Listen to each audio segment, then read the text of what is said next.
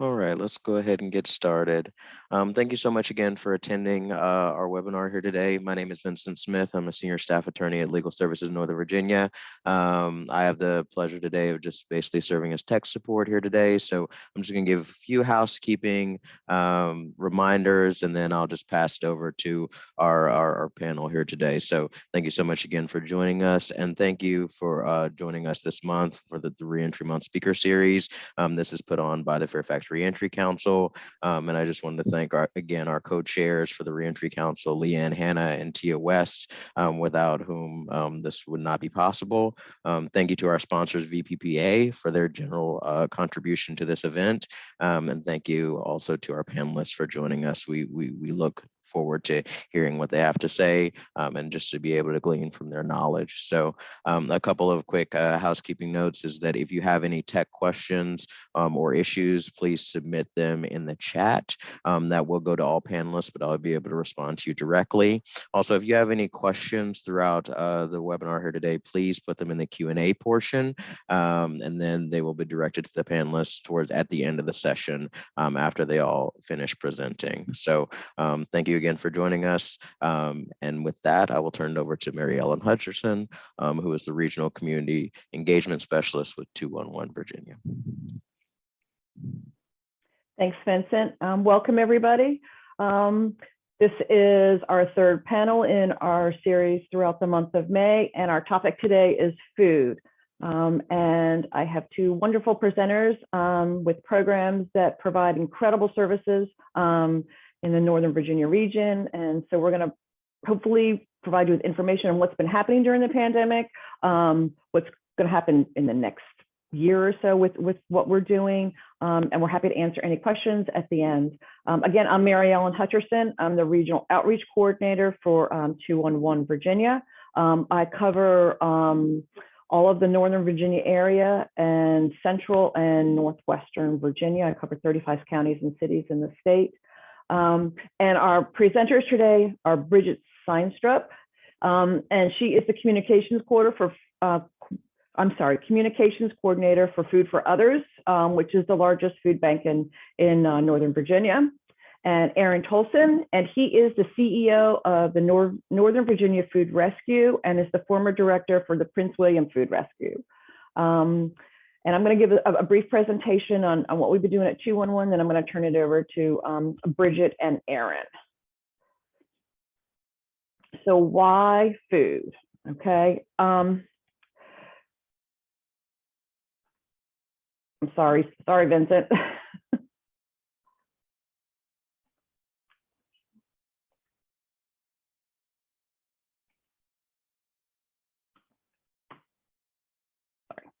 So what do we do at 211 Virginia? For those who aren't familiar with us, our job is to connect people to resources in the community. And those resources include anything that you need to live. So it's housing, food.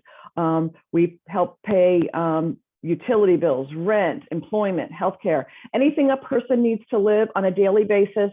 We have information and referrals for that. We are a statewide service, which means we cover every county and city in the state of Virginia. So it doesn't matter where you are in the state, anybody can get resources. We are 24/7, 365 days a year. We work every single day. We have worked every day of this pandemic, and that includes, 2 o'clock Saturday morning, Christmas, New Year's, the 4th of July. We are there. And you literally dial the number 211, and that will connect you directly to a call specialist. Or you can dial toll free. If for some reason you can't get through that 211 number, generally it's on a cell phone, you can dial that toll free 800 number, and that will do the exact same thing as if you were dialing 211. And that toll free number is good both in state and out of state. All of our calls are 100% confidential. 211 is actually a program of the Virginia Department of Social Services, and we are protected under our charter with the state of Virginia. So we share the information that people provide to us when they call us with no one. That includes courts, probation and parole, law enforcement. It even includes family members. So a family member cannot call us and ask for the information that we provided to that person that called us. And it's a really important part of the service we provide, because people who call us provide very personal information. They could be searching for domestic violence services, drug addiction, mental health services, and they have to know that what they tell us stays with us. And they're going to be talking to a very, very well-trained specialist throughout the state who knows how to handle their calls, who knows how to find them services. They go through months of training before they're ever put onto a call. They're professionals, they're not volunteers. And their job is to help that person find whatever resources that they need. So right now, we have a database. It's a cloud-based database. It has more than 20,000 listings from 6,000 organizations and agencies. So that includes federal government, state and local governments, nonprofit organizations, faith-based organizations, and we do have some for-profit companies that offer their services based on a free or sliding scale. So basically their services are based on how much a person earns. And we do have some of those. They tend to be treatment centers, hospitals, et cetera. So what have we been doing during the pandemic? So March 10th, the governor of Virginia declared a state of emergency. And on March 10th, 211 Virginia became the state's information referral call center. Since March 1st, we've answered almost 200,000 calls. We have not reached this level since the economic crash of 2008. Generally, we answer between 140 and 160,000 calls a year. Right now, we're just at about 200,000. That does not include the number of people that go to our website and search for resources on their own. So this is what we have been referring people to. And this chart for the last 14 months is very different from the year before. Generally, utility assistance and housing are the first two, always, and it has been that way for years. And if you go to any 211 across the country, that's the way it always is. Food has always been in our top 5, but it has never been number 2. So put that in a little bit of context. In 2019 to 2020, our fiscal year, food was number 5. We had 9,224 calls, which was 8% of our calls. You can see that we have 28,000, which is more than triple what we've done in the past. And we still have another 6 weeks in our fiscal year to go before those numbers are finalized. And so you can see this is a very, very different chart from the services that we have provided in the past years. So according to the Virginia Federation of Food Banks, before COVID, about 9.9% of the population of Virginia was food insecure, which translated into about 880,000 people. Since the pandemic, as of June of last year, June 2020, that number is up to 22%, which is almost 1 in 5 people are food insecure in the state of Virginia, which is a huge change for what we've normally done in the past. And keep in mind that when we provide resources to a person, we generally provide 3 resources. So if a person calls us and needs food, we're going to find them 3 food resources that are going to be in their area that we know that they're going to be eligible for. So you double that or triple that 28,000 number, and that's really how many referrals we've given out. Again, it doesn't count about 100,000 people who have gone to our website and searched for resources on their own. And as you can see, a lot of these are wraparound services. So they need help paying the rent, they need help paying utilities, they need help paying food. So it's the huge economic impact from COVID is being felt pretty much widespread. So what's going to happen with some of our resources for the year, starting July 1st, SNAP benefits have changed. What we have done is we have moved the poverty line from 100% to 200%. So starting July 1st, for a family of 3, if you make just under $44,000 a year, you're now going to be eligible for SNAP benefits, which is about $25,000 for an individual. This is a huge step for the state of Virginia. They're estimating that 25,000 plus families will now be eligible for SNAP benefits on July 1st. So if you are needing SNAP benefits, July 1st is the time to apply, because they are going to be a lot more generous of who's going to be able to qualify now for those services. Also starting July 1st, this is a huge change for our returning citizen population, is individuals with a distribution or intent to distribute conviction are now eligible for SNAP benefits. The state of Virginia is coming into the 21st century with this. This has been on our books for way too many years. It has excluded way too many people. It has disrupted families. It has provided a lot of problem for people who are returning from incarceration and are supporting children and stuff like that. So this is a huge change for us. And it is one that we are very, very happy to see. It was a very, very discriminatory policy, which is now being changed. So you can apply for SNAP benefits, go on to commonhelp.virginia.gov, or you can go to your local social services department. I always encourage people to go to Common Help because it tells you right then and there if you're eligible. And then they just help you apply if you're eligible. So we have our website, and that's our website, 211virginia.org. This is one thing we did during the pandemic is we got a new website. we had funding and we were happy to, and it's brand new. It's been in existence about 3 months. And it really is a lot more user-friendly now.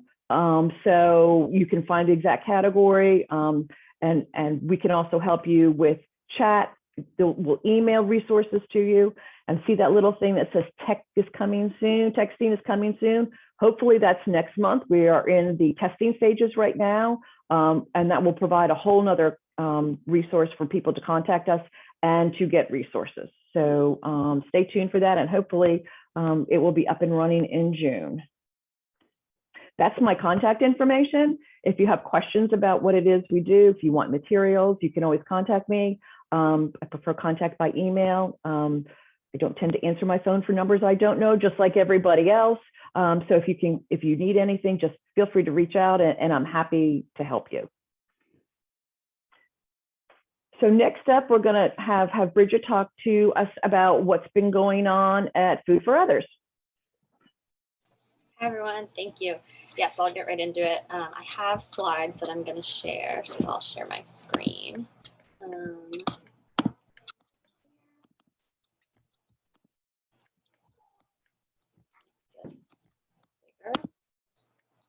everybody see this? Yeah. Okay, great. So yes, like Mary Ellen said, my name is Bridget Snydstrup. I'm the communications coordinator at Food for Others, and Food for Others is the largest provider of free groceries in Northern Virginia. We provide food to about more than 3,000 families a week, and we distribute more than 2 million pounds of food a year to individuals and families in the Northern Virginia area who are facing food insecurity. So as I'm sure all of us know, food insecurity has definitely been affected by the pandemic. Mary Ellen mentioned this earlier. It's nearly doubled in our area. So before COVID, it was, I think it was 58,000 residents of Fairfax County alone were facing food insecurity, and it's more like between 75 and 90 for all of Northern Virginia. That has now increased to over 100,000 families. So a lot more people are finding themselves in need of food as a result of the pandemic. And those who are most likely to face food insecurity in our region are communities of color, families with immigrants, women, children, seniors, and a group that surprises a lot of people is college students. College students that don't have a lot of family support tend to face food insecurity at quite high rates.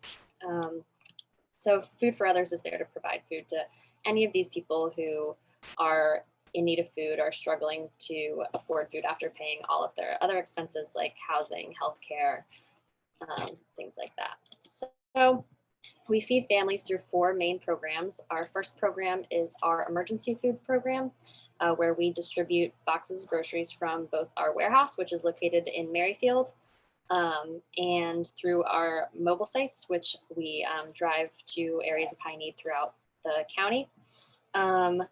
So what families receive through these emergency food distributions are they can receive TFAP boxes through the USDA's Emergency Food Assistance Program, and they can pick those up monthly at either our warehouse or mobile site. And the way that someone would qualify for that program is based on income. Or if someone has a referral from a social worker or a doctor, faith-based organization, I'll explain if anyone wants to submit a referral. I'll explain at the end of the presentation how you can refer someone to our warehouse or to our mobile sites to receive food. But when someone has a referral, same process, they come pick up at our warehouse or at a mobile site. And with a referral, they receive a box of everything that they would need to feed their family nutritious meals for 3 to 5 days. So that includes produce, that includes frozen meat, milk, eggs, dry goods like pasta or rice, and then canned goods like soup, and then a couple other like non-perishables. And families can receive up to 6 referrals per year. And like I said, I'll explain how you can submit a referral if you'd like to. Our second program is our Community Partners Program. So Food for Others acts as a food bank, and we provide food to 23 smaller food pantries throughout the Northern Virginia area. So we give them bulk foods, and they use those to stock their shelves and distribute food to the communities that they serve. Third, we have our Power Pack program, where we provide weekend meals, weekend backpack food to elementary school students who don't get enough to eat on the weekends when they're not getting their school provided breakfast and lunch. And then our fourth program is our Neighborhood Sites program. It is a little bit different from emergency food because it's not everything a family would need to eat for a couple of days, but it is a good amount of food to help them supplement what they already have. So it tends to be bread, fresh produce, things like that. And volunteers pick up the food at our warehouse and drive it to areas of high need in the evening. Okay. So a question that we get a lot is, where does our food come from? So we receive food from a couple of different places. One of the main ones is we recover food from grocery stores.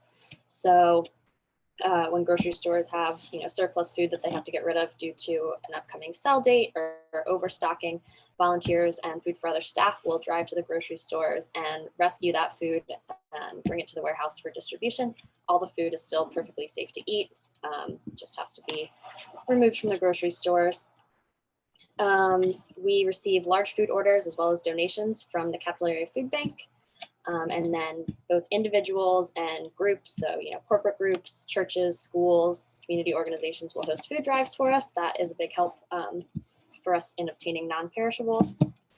If there is food that we need and we are not getting it through donations, we will purchase it.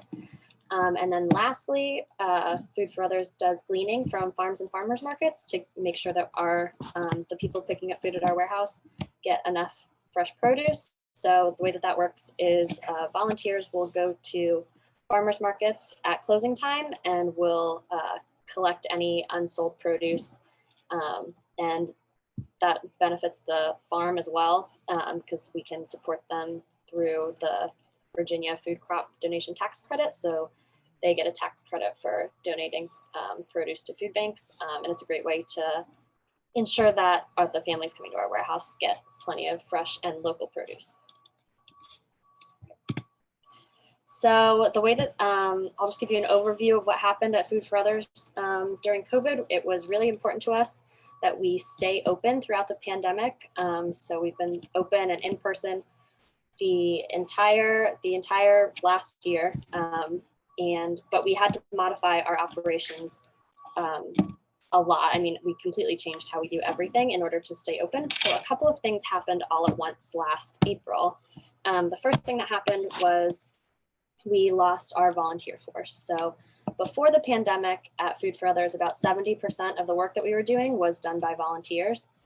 And those volunteers tended to be retired. They were in the 65 plus high risk category for having a serious case of COVID-19 where they may have to be hospitalized.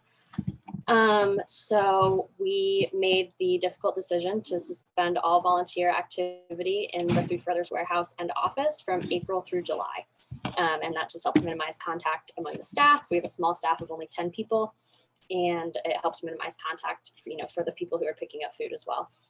So we did end up hiring 7 temporary staff members to help make up for that loss of labor, but we had to operate without our hundreds of volunteers for several months at a time. And we have sort of brought back volunteers slowly, but are still not at full capacity. At the same time, the demand for food increased by 300 to 400%. So if you look at this photo I have on my slide, that was the line one day in April last year before we opened at 9:30, and that line extended through the parking lot. So, with job losses and school closures, a lot more people were in need of food. Before the pandemic, we served about 60 families a day from our warehouse. And throughout March, April, May of last year, that number increased to anywhere between 250 to 300 families a day. So it was almost a 4-time increase. I will say now that has leveled off a bit. We're still serving a lot more families than we were before the pandemic, but now we serve between 150 and 200 families a day from the warehouse. So it's not quite as high as it was a couple months ago. And I think more than half of the families that we served during that time, during the last year, were new to Food for Other services. They had never been to us for food assistance before. So these are people who are in need of food for the first time as a result of the pandemic. And then third thing that happened was, all of you will remember last year when grocery stores were struggling to keep food on the shelves. People were stocking up on food because they thought they might be stuck inside for a long period of time. So our donations that we were receiving from grocery stores were not coming in. The stores had nothing to donate. They were struggling to keep food on the shelves themselves. So, and we looked into purchasing food from wholesalers, but the supply chains were completely shut down. They weren't able to fill our orders from 6 up to 8 weeks. With a much smaller workforce, 3 times more people in need of food, and a lot less food coming into the warehouse, we had to get really creative in order to stay open. So just a couple of things that we did. We hired temporary staff, as I mentioned before, to help make up for the loss of our volunteers. And then we ended up partnering with restaurants in order to get enough food to distribute. So we partnered with a restaurant, 2941, which is in Falls Church. And because restaurants were closed, restaurant food supply chains were still operating, and they had plenty of extra food to distribute, open for purchase. So we purchased food through that restaurant. And the restaurant was actually also able to hire back some of its furloughed staff to break down that food and package it into individual or family-sized servings that we could distribute. Another thing we did, Great American Restaurants, they're in the photo on the far right. They started making prepared meals and dropping those off at the warehouse every single day, just to help supplement what we were giving out in the boxes. And they're actually still delivering those several times a week. We receive these prepared meals from Great American. And then lastly, we received a ton of support from the community. People were donating money or getting together and hosting food drives with their friends or neighbors or closed offices. And all of those things were really important in helping us stay open throughout the pandemic. So just a little bit more about how we changed our operations during COVID. Pre-COVID, we were serving about 2,000 families every week across all programs. So that's not only from the warehouse, but across our, Power Packs, community partners, neighborhood sites, all of our programs. During COVID-19, we served up to 4,000 families weekly. Now it's holding steady at, it's over 3,000 families a week. So still, it's not 4 times as much as before, but it's still about double. We increased our number of community partners from 16 to 23. And some of those community partners were completely new to food distributions. One great example is She Believes in Me out in Reston. I think they're in Herndon. They were primarily providing mental health services to young girls. But when the pandemic struck, they were realizing these girls and their families are not getting enough food. And they decided they were going to have to do something about that because they couldn't help the girls otherwise if they weren't getting enough to eat. So they became one of our community partners. They're now doing monthly food distributions to the families of the girls that they serve. Pre-COVID, we were purchasing about 9% of our food. And then during COVID, that number had to increase to about 28% just because we weren't getting as much in donations. We had one mobile site before the pandemic. We've increased that number to 8, which were funded by the CARES Act. So we now have a mobile food pantry, which is basically a food truck, which we drive out to areas of high need. And it's a lot easier for people in need of food to access because it's in the evening, so it's after hours. They can get there if they're working during the day and can't get to our warehouse. And they won't have to commute as far. We bring the food to them. So, or if they lack transportation, it's a lot easier for them to get to. And like I mentioned before, we increased the size of our staff. So if you would like to refer someone in need of food or apply to be a referring organization, you can go to our website, foodforothers.org/make-a-referral. And if your organization is not yet registered to be a referring organization, you're just going to click on register and fill out a short form. You'll hear back within 48 hours if you're approved. And then you'll get a link where you can refer people in need of food to our warehouse or to a mobile site or wherever they need to go to get food. I'd also be, okay, so, and then if your organization is already registered as a referring organization, but you need to be added as a contact, you don't have the link to refer people, you can email me at info@foodforothers.org and I'll add you as a referring contact, and then you'll get the link to share with someone who is in need of food.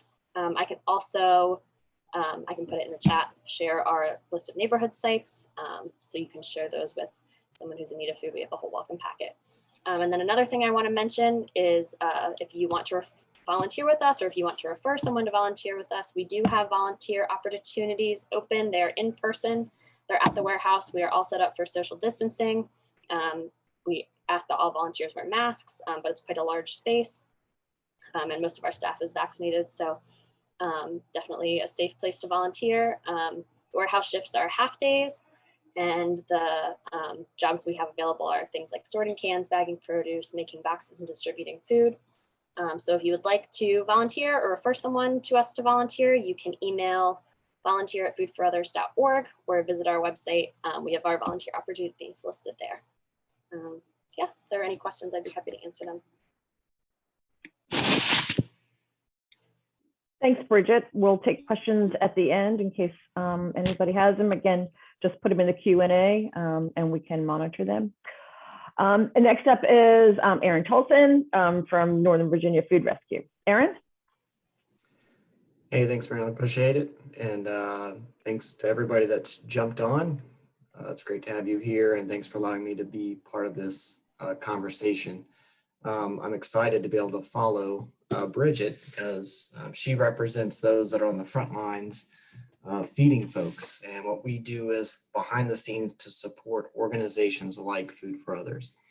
So I'm Aaron Tolson. I'm the CEO of Northern Virginia Food Rescue, which is a subsidiary nonprofit of a local organization in Prince William County called ACTS, Action and Community Through Service, which supports 70,000 people experiencing some sort of crisis in our community every year through food, utility assistance, domestic violence, sexual assault services, court advocacy, and several other housing programs.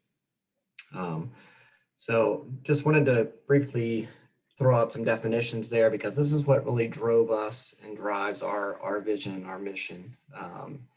Really has to do with food equity. So the underlying problem with food insecurity is really as a social determinant of health because there's so many other consequences of an unhealthy diet. The governor of Virginia recently talked about this, that we spend as a state $160 billion every year just to treat diabetes. And a lot of that is diet related. And if we were able to feed people and get people healthier food options, it could reduce that side effect, which then would save the state money, which means the money then would be able to be allocated to other programs, even if it was to reinvest back into healthy food options for those folks. So there's things that we want to look at, not just food, but what are some of those consequences. But there's different types of issues that are faced. So food deserts, you probably have heard that term before. It's, a a location where an individual cannot walk for 15 minutes to find or purchase fresh foods. Those are kind of naturally occurring just based on development and you know, where people physically live in relationship to the infrastructure. But food swamps is kind of the flip side of that. That's where there's plenty of food, it's just junk food. So think of where there's fast food restaurants literally side by side down the street. There's food, but it may not be the healthiest food options. But then we also want to look at food apartheid, and this is similar to a food desert, but where a food desert is kind of naturally occurring. Food apartheid are those places that have been intentionally created through racially motivated policies. We see this a lot in our major cities, DC, Baltimore, Chicago, et cetera. But we can see that in our community here in Northern Virginia. So we want to be aware of that and see what we can do to work to focus on food insecurity, but why it's being caused as well. So this is how it all began. In February of 2019, we licensed some technology that was created by 412 Food Rescue in Pittsburgh, Pennsylvania. Their mission was to reduce food waste, food insecurity, and greenhouse gases by being able to redirect healthy food from grocery stores and restaurants to distribution sites like a Food for Others, or like an AXE in this case, and to use technology to be able to mobilize volunteers to actually move the food, because that's always been the issue, is how do you get the food that's available when we waste 40% of it to the organizations who are attempting to feed the 1 in 5 who are hungry. Transportation has always been a problem, being able to get volunteers, to be able to track all of that, logistics involved. So 412 created an app to help streamline that process. So then we launched it through AXE in August of 2019 with the singular mission of reducing food waste and getting that food so it could reduce hunger. But then if it's not going to the landfill, then that means the food is not decomposing and creating greenhouse gas emissions. So we're also reducing CO2 emissions just by not allowing that food to go into the landfill. So our goal was to rescue 200,000 pounds of food throughout the Prince William County area, Manassas and Manassas Park in our first year, but we did that in the first 5 months. So we kind of readjusted to see if we could do 500,000 in our first year, and then a pandemic hit out of nowhere. So that changed everything. So just like Bridget was saying, you know, the food insecurity just skyrocketed all over the country, but here in our region as well.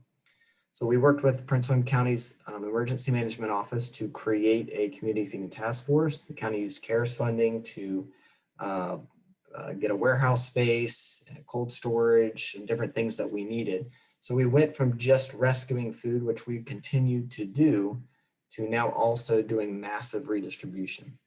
So also being able to participate like Food for Others with the USDA's Farm and Family Food Box program. County supported funding so we could buy bulk non-perishable items and create food boxes of non-perishables that were going out in the community. So in our first 18 months, we ended up rescuing around the county over 1.3 million pounds of food that would have just been thrown away, and then pushed out another 13.5 million pounds of food through the warehouse.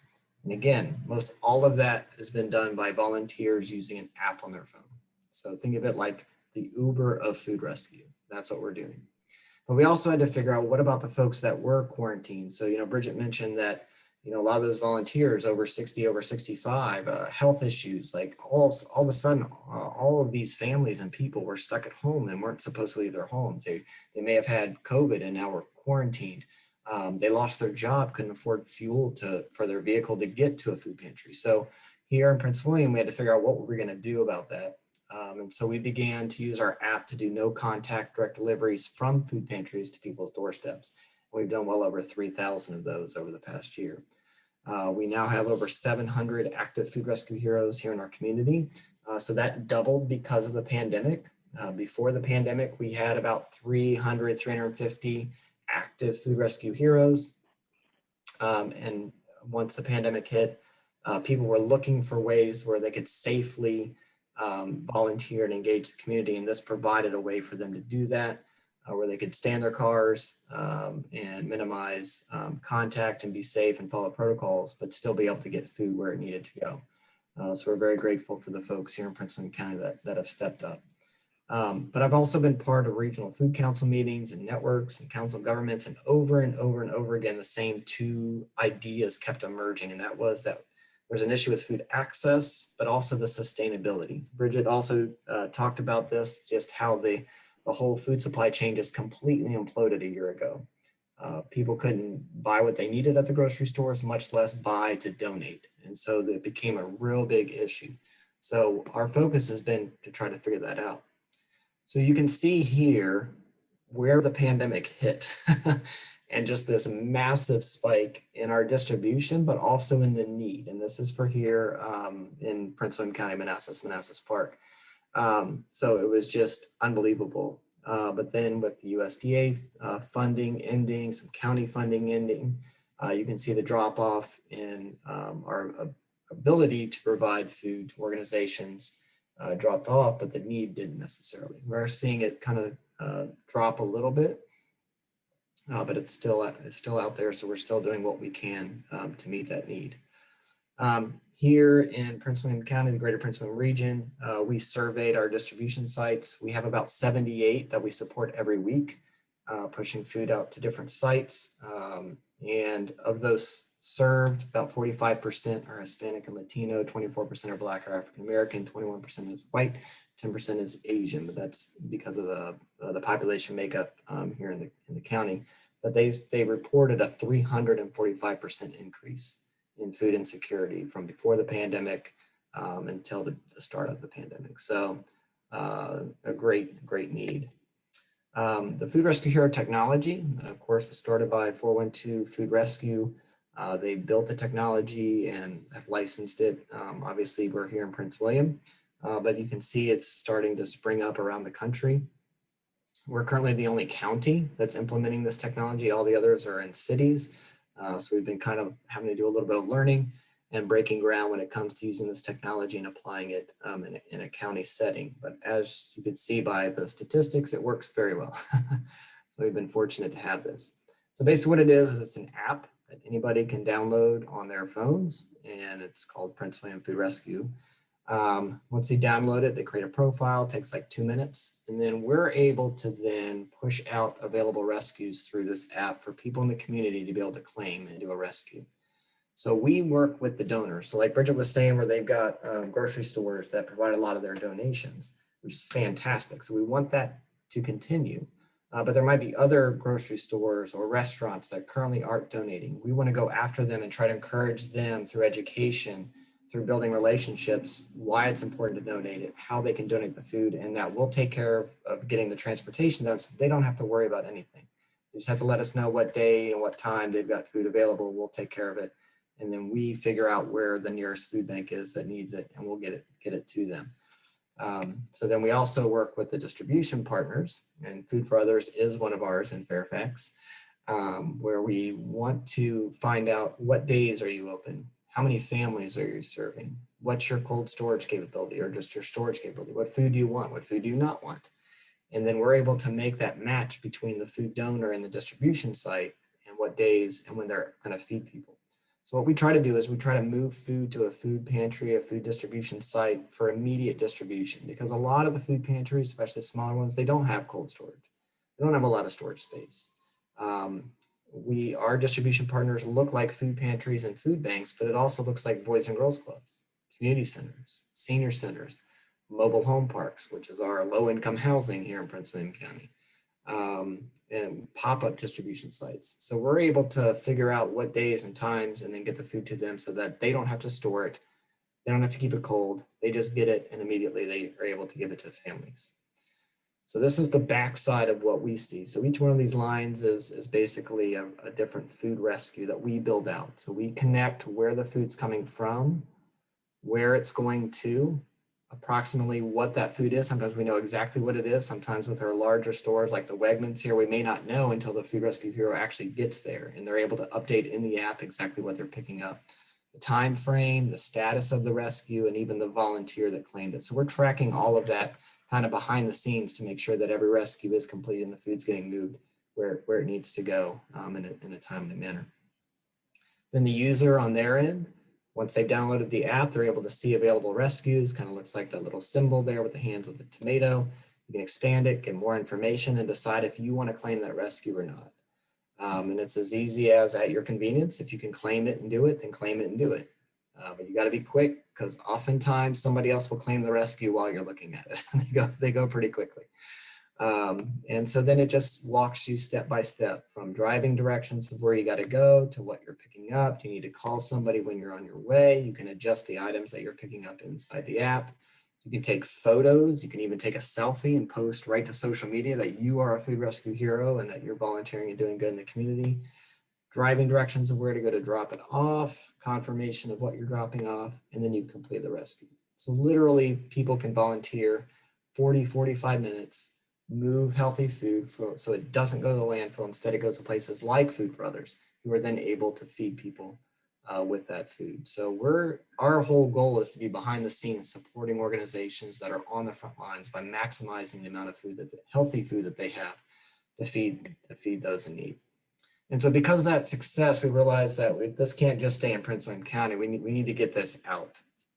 So we launched a subsidiary nonprofit called Northern Virginia Food Rescue to be able to expand this technology and our model into other counties throughout Northern Virginia. So we really want to create this network of food rescue programs that's leveraging technology to mobilize volunteers to rescue healthy food, redirect it to our food distribution sites, and reduce greenhouse gases in the process because it's not going to the landfill. But we also want to focus on other areas of the food supply chain, including local agriculture, education opportunities, advocacy to strengthen our food system. There's a lot that needs to be done here in Northern Virginia in that space. So it looks like these kind of three areas. So accessibility is leveraging the app. So we have Prince William Food Rescue that's currently operating and running. We're looking at July to launch Fairfax Food Rescue. So we'll have a separate program for Fairfax, encouraging the local community to support itself. And we're also got a lot of interest in some funding out in Fauquier. So we've been talking to folks out there. And then it will just continue to expand this app and this model throughout all of Northern Virginia. But we also wanted to look at resiliency. Like Bridget said, that's great if we have the way to get the food to the people, but if there's no food to give, that doesn't do us any good. But we have so many resources throughout Northern Virginia. There's a lot of agriculture. It's just kind of not connected and not collaborated. And again, it comes down to logistics and transportation. That's just not really happening very well. So we want to help increase the food that's available to get it into the supply chain so that we can support our food pantries wherever they are throughout Northern Virginia. So if you look at the food recovery hierarchy chart, the very bottom is the landfill. That's the worst place that food can end up. Obviously, source reduction is the very top. We're the next one down, where we try to move as much of that food to feed people as possible. But then if it can't feed people because it's gone bad, again, it doesn't need to go to the landfill. So we've got a pilot program here in the city of Manassas with restaurants that are donating food scraps and shells. We build it out as a rescue. A local farmer comes by, picks it up, takes it back, and feeds his animals with it. So we're looking to expand that program. And then we're also partnering with a company called Compost Crew, which is in Fairfax, DC, Maryland. They're doing some pilot stuff here in Prince William County and city of Manassas as well. So we're working with them to encourage residents and businesses to compost what can't be sent to the farmers. They're getting it and they'll take it to a compost facility where again, it can do good and be better for the environment. So this is kind of a big overview of what it is we're trying to accomplish. So if each of those pinpoints is a food rescue program, then those locations are going to be gathering data and information about the needs for that county. So here in Prince William County, we know from our 78 food distribution sites on a weekly basis how many families they're feeding, what their need is, what they're lacking, what they need more of, what they don't need any more of. And so we're getting a lot of good information about where food insecurity is throughout Prince William County on a real-time basis, week to week to week. We're hoping that we can leverage that same model. And so we'll be getting real-time information all around Fairfax of the needs in the neighborhoods and the parts based on what they're saying they need and how many families they're serving. Then that will inform us to be able to tap into our local resources and push available resources to those pockets of need to make sure that there's enough to sustain their operations. So in Fairfax, in Arlington, and Alexandria, urban farming is huge. You guys have farms and community gardens and rooftop gardens and everything, just everywhere. School, I think 90 of your schools have gardens. That's amazing. We don't have that in Prince William County. We're working on it, but we're not there yet. But there's some coordination that could take place. The farmers markets, like Bridget was saying, having the volunteers go and glean and get those extras. We're doing that here in Prince William County as well. So there's just some coordination. And so we're able to do that through our app to make sure that volunteers in the community have the opportunity to claim rescues and be able to pick up available food and move it where it needs to go. But then if you go farther west into Loudon, Fauquier, here in Prince William County, there's big outdoor farms with so much food that is either thrown away because the farmers don't know what to do with it. It didn't sell. There's gleaning opportunities. There's some gaps in the food supply chain out that way. So we're working to advocate for some of those. But if we could get more of that available food from farms into the community, that would be great. We're also looking to raise funding so we can purchase from the farmers. They need to generate income. They've got families to support and food to put on their tables as well. So we also want to make sure we're doing a good job of helping sustain our local farmers and make them successful as well. And then we're having a conversation about bringing indoor agriculture into Prince William County on a large scale as well, which would give us 365 days a year of produce to be sold, but also to be donated in the system. So ultimately, our goal is to understand that, okay, so Bridget at Food for Others, if they've got a community that they're trying to serve and they've got their mobile van and they're trying to get their van into that community to feed people there, but they just don't have enough food to really feed everyone that's in need, well, we want to help with that.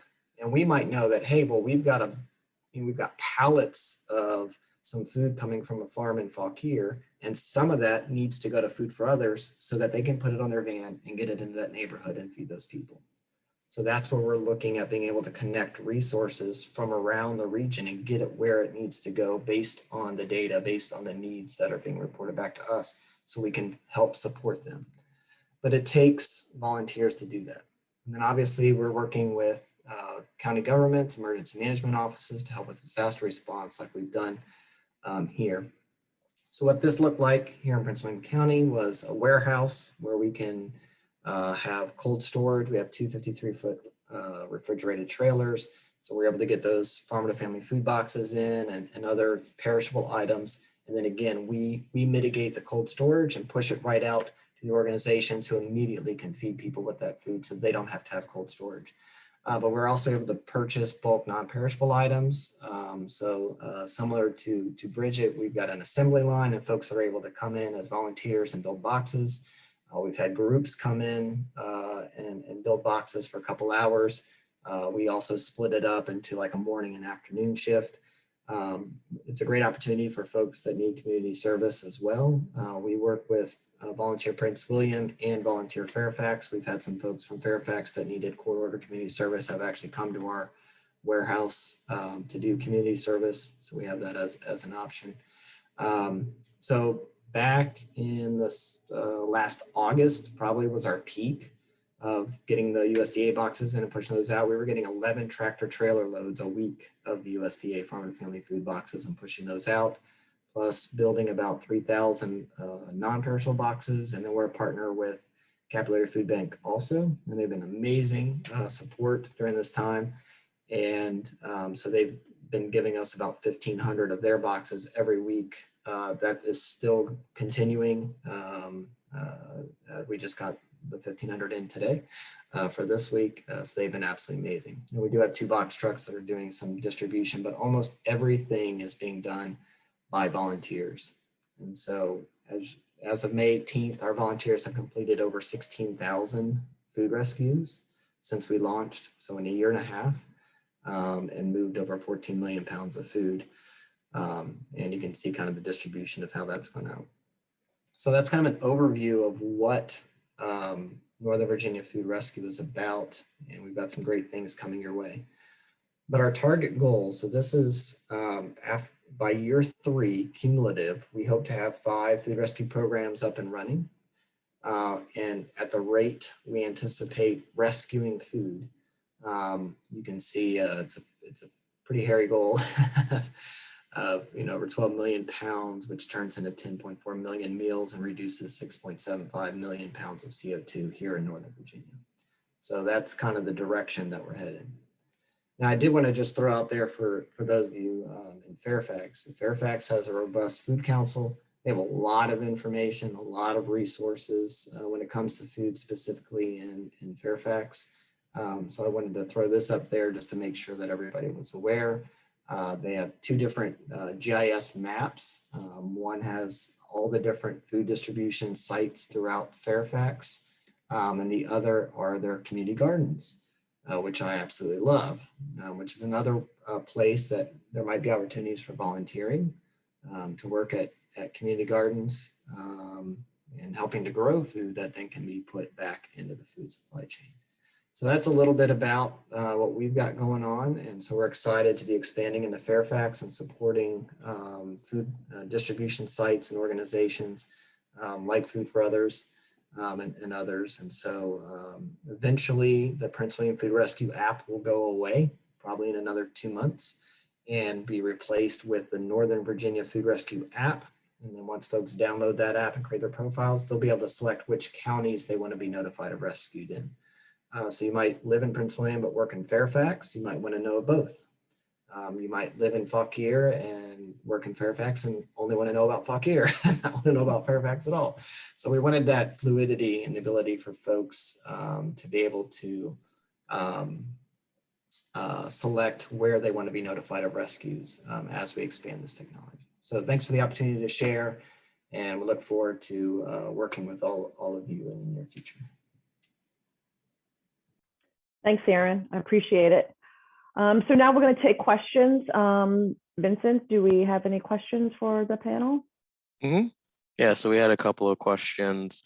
So first question came in, if someone is eligible for SNAP under the new rules, can he or she apply for benefits now to start receiving food stamps on or about July 1, or should we tell him or her to wait and apply on July 1? Yeah, so you have to wait till July 1. So if they apply today, it's the 100% of the federal poverty line, and they may not qualify. But by going to Common Help on July 1, they'll tell them immediately, and they'll be able to apply right then and there and then get those benefits pretty much immediately. Yeah, but wait till July 1. And same thing with returning citizens getting the SNAP benefits. You have to wait till July 1. Yeah. Got it. Thank you. And then I think this question could go to Aaron or Bridget or both. So can unsustainable unusable food be used for biofuel?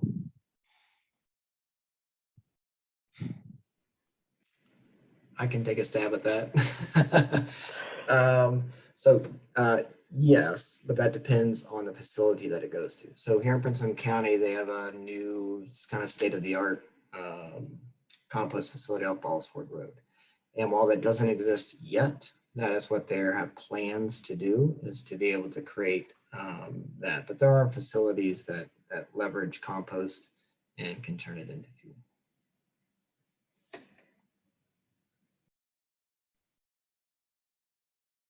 Great, thank you. If anybody else has any questions, please feel free to put them in the Q&A section. Mary Ellen, I know you might have had a couple of questions for the panelists. Yeah, so my one question is, what one thing do you know now that you wish you knew back in March and April of 2020? I know for me, for 211, just the sheer volume of people needing services so quickly, it was quite overwhelming. In the first month of March, we had one day where we answered 2,200 calls in one day, which is, unheard of for us. So just the sheer volume of people needing services and needing a variety of services was overwhelming to us. And like Bridget, we had a certain number of staff and we could handle calls. January and February, we did great. We handled all of our calls, but come March and pretty much through now, we were using CARES funding to train new call specialists and stuff like that. So what happened? What one thing do you wish you guys know?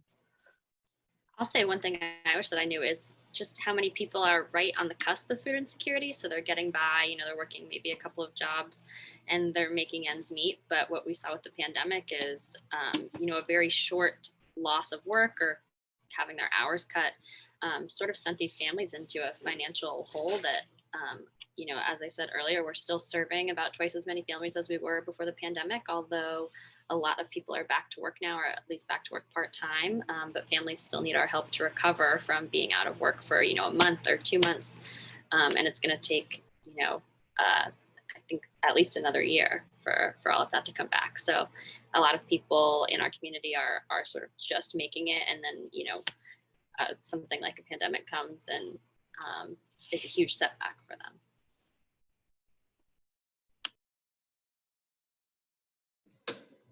Yeah, I definitely agree with that. Man, there's so much I didn't know a year ago.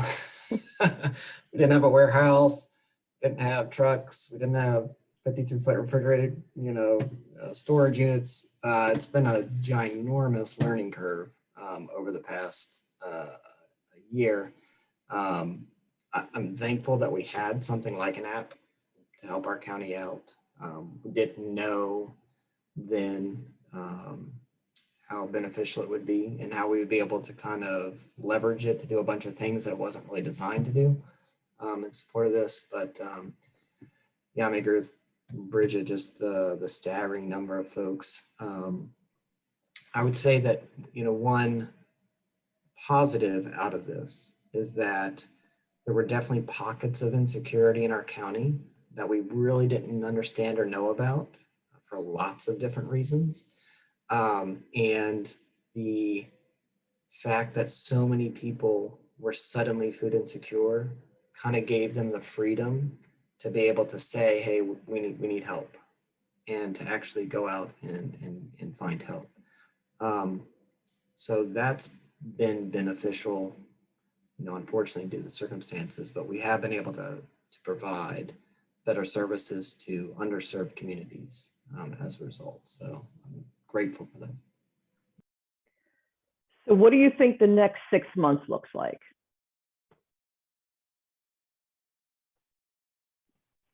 Oh, go ahead. For Food for Others, the next 6 months, we're pretty much going to be working to sustain what we have going now. We've expanded our programs, and we're going to be, operating at this sort of increased, with the increased need for food, and hopefully the people start to get back on their feet financially as they get back to work, as they use our services. And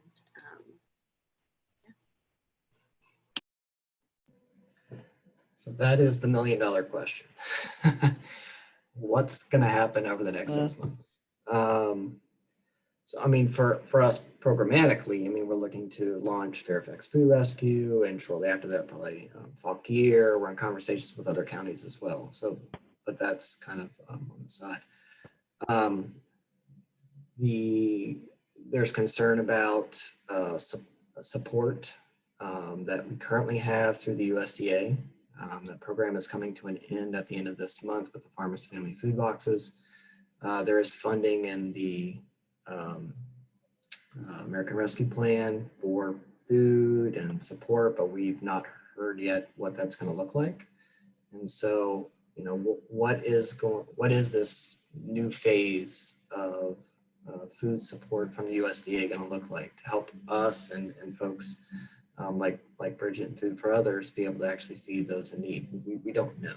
So there's a lot of questions in the air right now. We're just a couple weeks away from everything changing again. So we're trying to figure out kind of what the need is going to look like. We have seen at some of our larger food pantries, it is going down a little bit. Other places, smaller ones, are staying even, or even the food need is going up a little bit. So trying to play that guessing game of what's causing that. Is it the higher unemployment benefits? Was it the stimulus checks? Was it taxes and people got some money back? was it kids are back in school, so they're not at home just eating all the food at home. And so their food supply is lasting a little bit longer than what it was previously. There's just so many unknown factors here. And so we're trying to do a little bit of, being Nostradamus and guessing at what the future holds to figure out what we're going to need to do to respond to food insecurity. Because I agree with Bridget. I think it's going to be another year before we get back to whatever normal is. It'll be not the normal we had before the pandemic, but it's going to be a while. And so how do we juggle resources and funding and food availability to continue to support all the people that are going to be in need? Vincent, was there another question? Mm-hmm. Another question came in. So you might have touched on this before, but can participants in mental health or drug treatment courts or that are on probation volunteer with either of your organizations as a part of their treatment or reentry program? I think at Food for Others, we look at that. That's up to our director of volunteer operations. So it's sort of on a case-by-case basis. They'll email her and she'll work with them to let them know we do accept court-ordered volunteers. So I generally want to say yes, but that is up to our director of volunteer services. So it's just sort of on a case-by-case basis. Exactly the same. It's case by case, but in general, yes.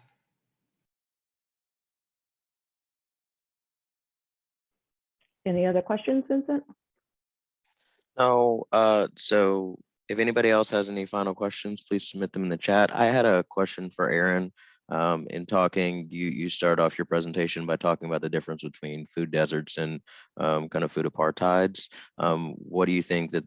Do you think that there's a way that a food desert is created without those kind of intentional policies, and what would that difference be?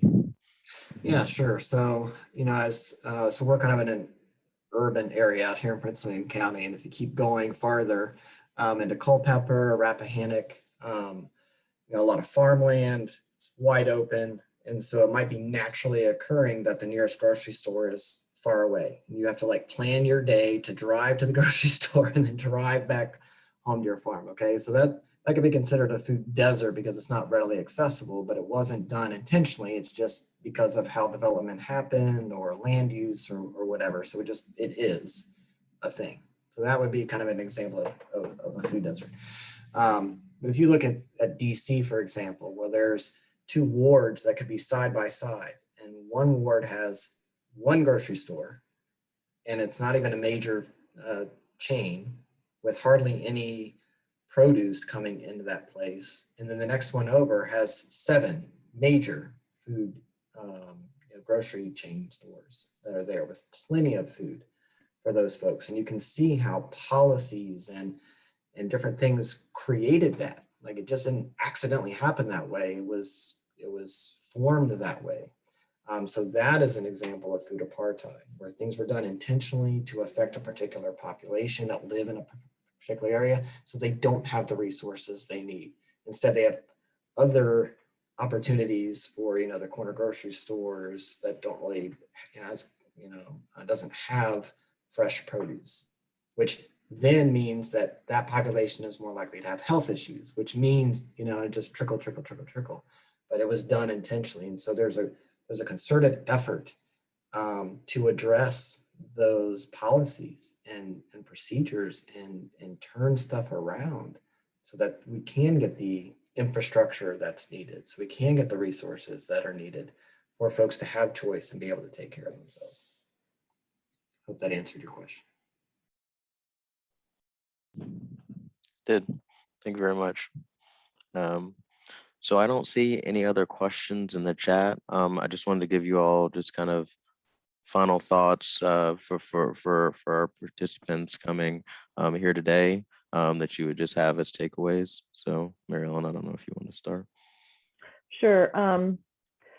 I think the takeaway is there are resources out there, and there are agencies that are still doing food distribution, emergency food distribution, and to reach out to those agencies to let them help and to let them provide the services that they can.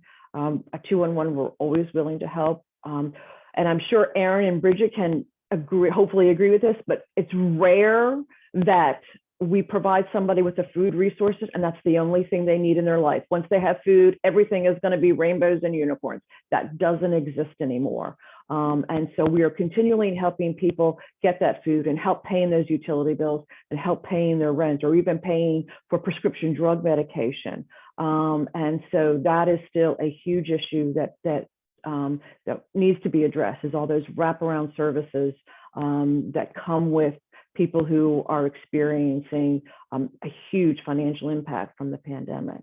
So we're here to help, reach out, and let us get you and your clients those services that you need. Bridget?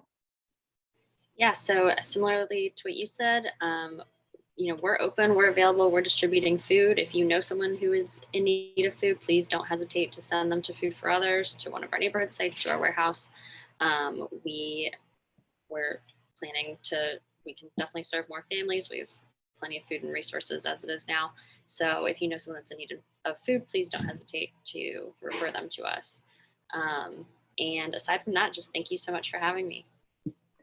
A quick question, Bridget. Do you only serve residents of Fairfax County? No, we'll serve all of Northern Virginia. Great. So Thank you. That does include Prince William County, Arlington, Alexandria.